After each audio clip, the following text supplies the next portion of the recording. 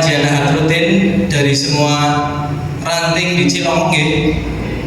Ini sekarang bedanya pembicaranya adalah beliau, yaitu Syekh Ahmad Al-Mukhallilati dari Palestina. Insya Allah beliau adalah dai dan aktivis Palestina. Tak lupa marilah kita panjatkan adalah Lazismu Jawa Tengah dalam acara roadshow peduli Palestina. Jadi bukan hanya Banyumas, tapi seluruh kabupaten di Jawa Tengah didatangi oleh syekh-syekh Palestina yang sudah dibagi-bagi.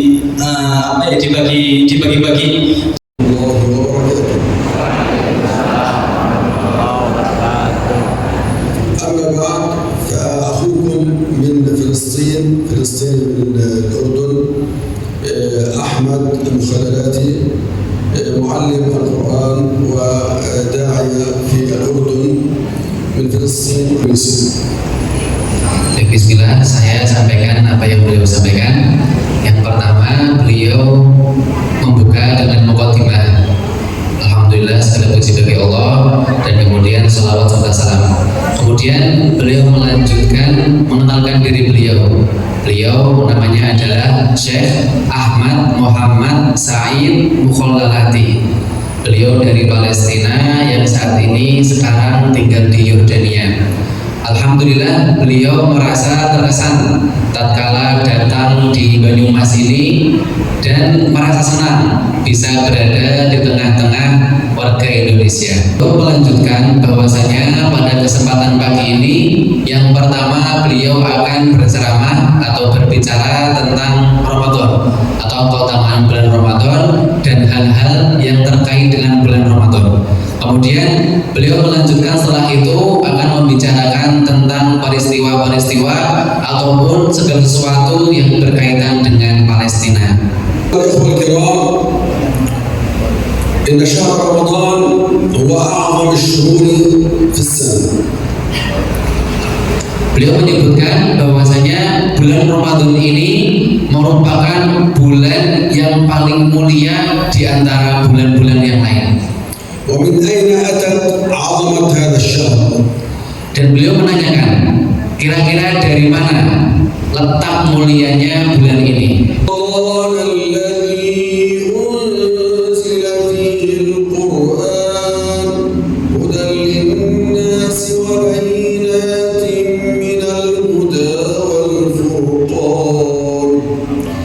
Allah Ta'ala berfirman, bulan Ramadanlah di mana diturunkannya Al-Quran, yang mana menjadi petunjuk bagi manusia.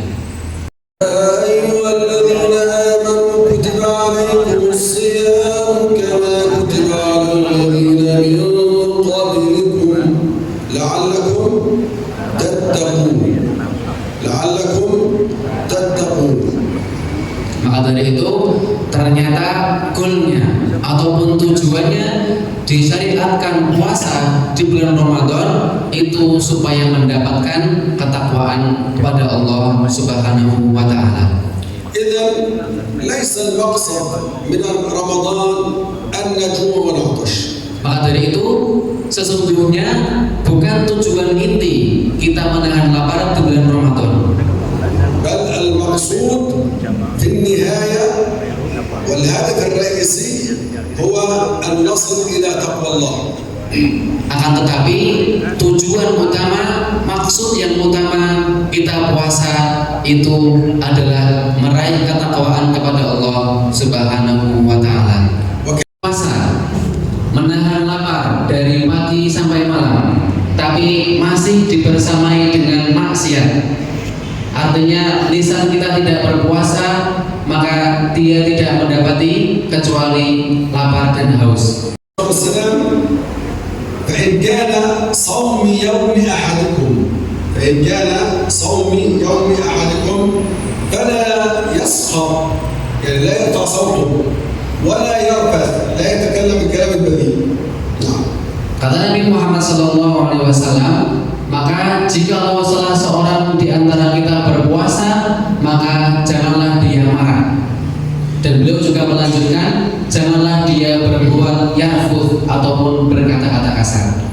فإن سابه أحد أو قاتله، جاء أحد يعني يقاتلك أو يسب على أبيك، Dan apabila فليقل إني صائم، إني امرؤ صائم.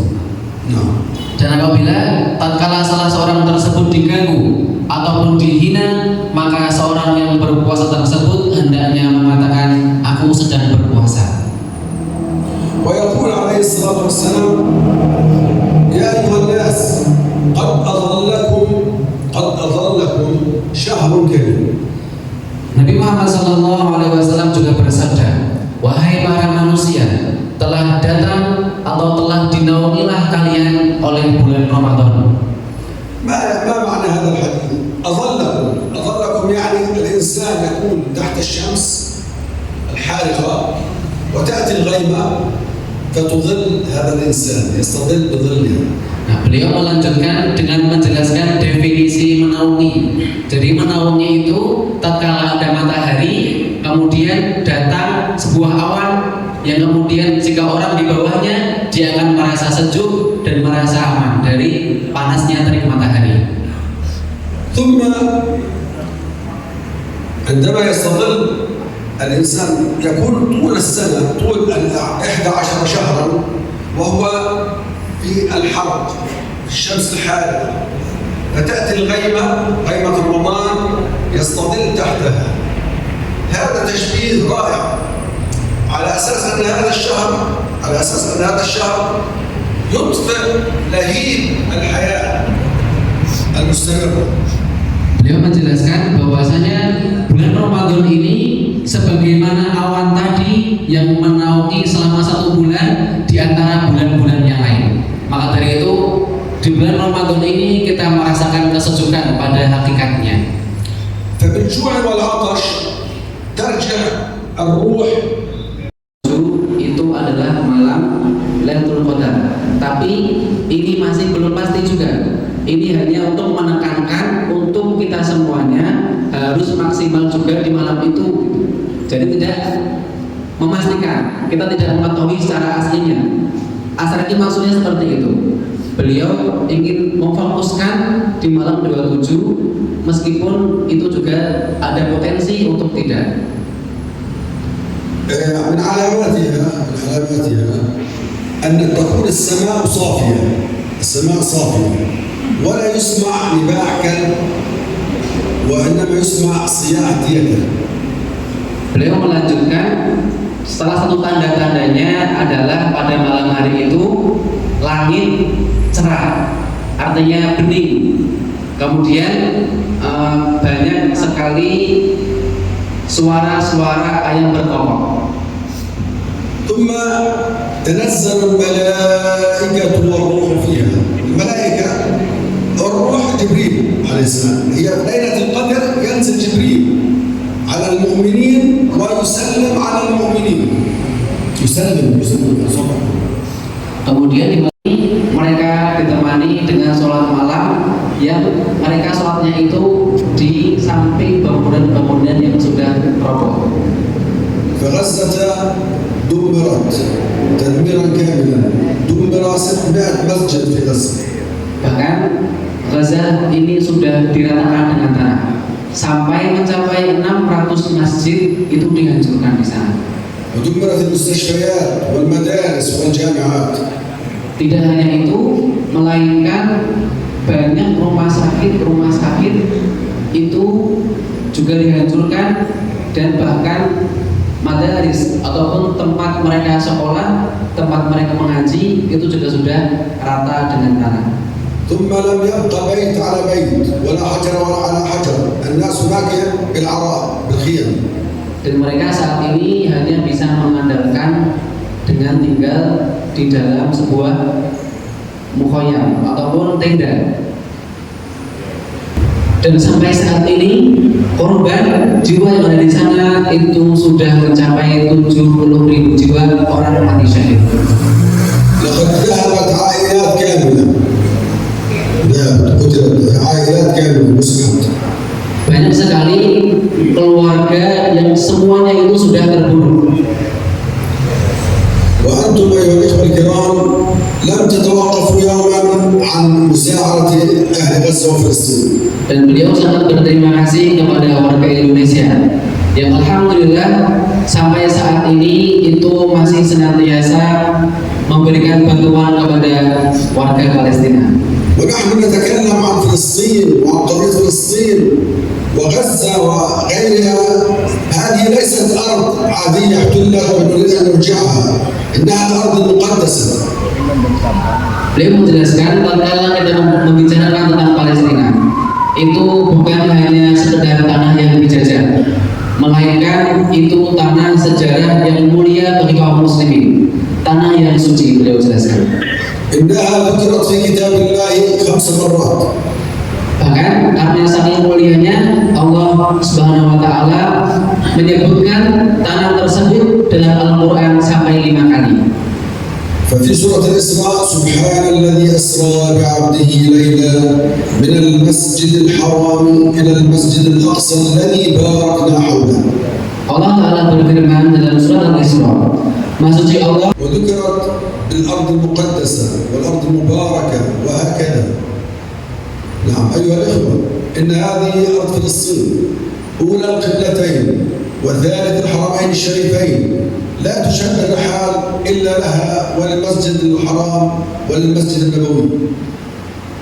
Dan Masjidil Aqsa ini kaum muslimin sekalian itu juga merupakan kiblat kita pada awal nubuat.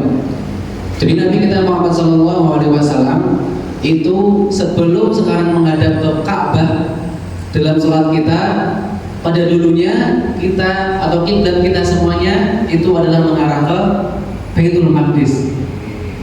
Dan itu merupakan sejarah di agama kita.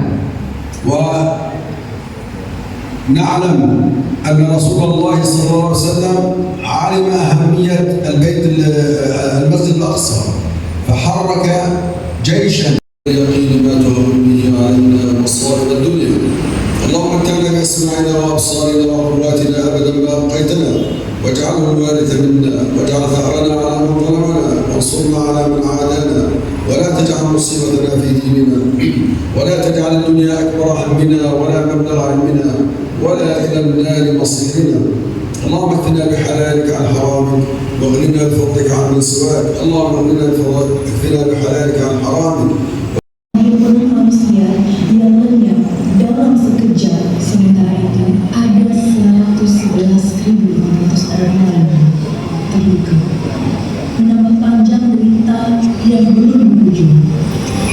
Angka-angka ini bukan sekedar statistik, melainkan nyawa-nyawa mereka yang hidup, keluarga yang hancur, dan masa depan yang dirampas tanpa belas kasihan. Setelah Israel berjanji ingin membangun kembali Palestina dengan cara mengusir rakyatnya dari tanah mereka sendiri. Palestina adalah tanah perjuangan. Mengapa kalau itu Israel menjajah Palestina, kok contohnya PBB, kok tidak bisa bertindak untuk menghentikan? Paling-paling saya dengar di TV itu presiden mana mengutuk keras, hanya itu suaranya, nggak bisa menghentikan. Kutukan manusia sebatas apa sih agar Gusti Allah langsung beres?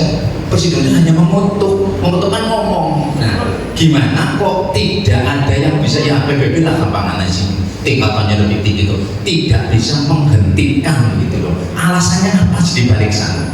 Assalamualaikum warahmatullahi wabarakatuh. Tambahan yang pertama saya, katanya di Palestina itu ada tempat yang menjadi pujaan orang Yahudi, itu Solomon Temple gitu. Sehingga mereka katanya ngotot untuk menguasai daerah itu satu.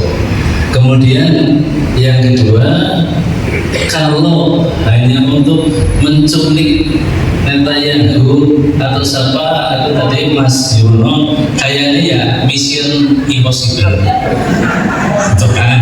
Oleh karena itu justru minta doa yang mujadab seperti tadi disampaikan. Kenapa kok boleh enggak kita berdoa supaya Yahudi itu dikutuk terus?